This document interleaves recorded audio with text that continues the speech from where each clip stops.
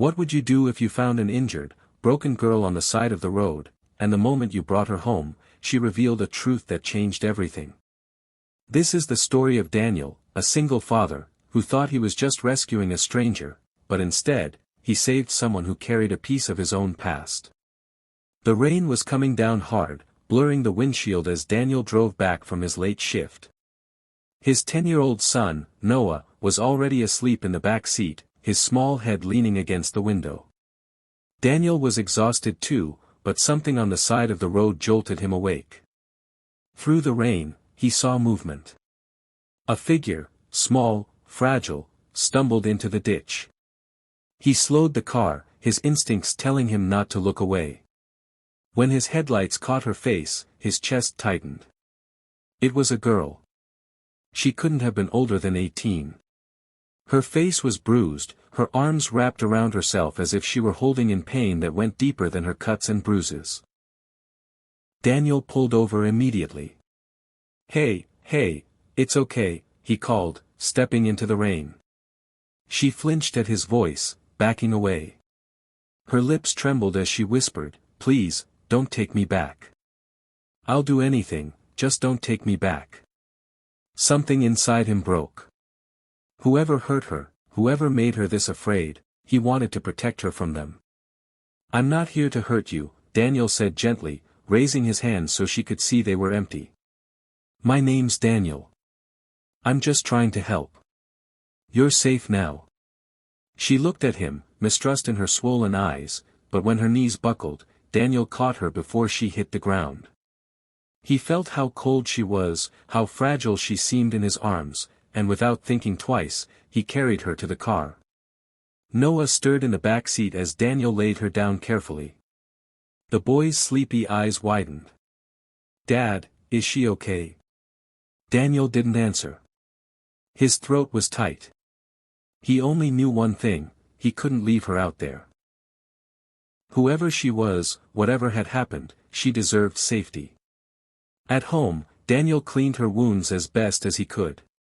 She barely spoke, except to ask for water, her voice faint.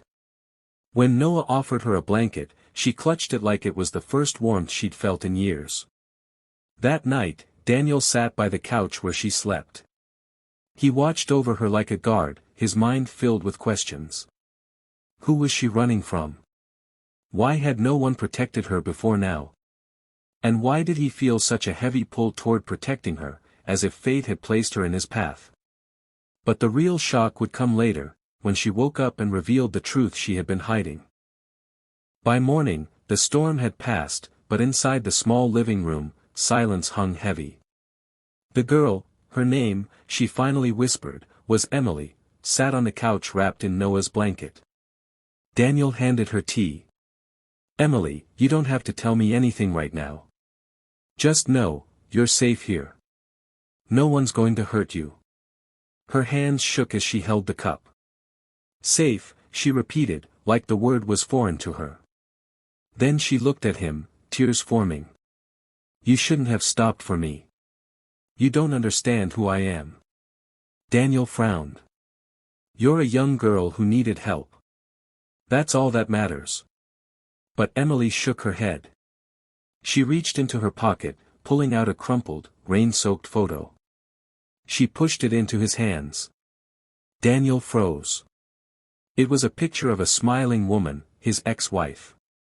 The woman who had walked out on him and Noah 8 years ago, never looking back. His hands trembled. Where did you get this?" Emily's voice cracked. "Because she's my mother. And you. You're the man she used to tell me about. The one she left behind." The room spun for Daniel. He couldn't process the words.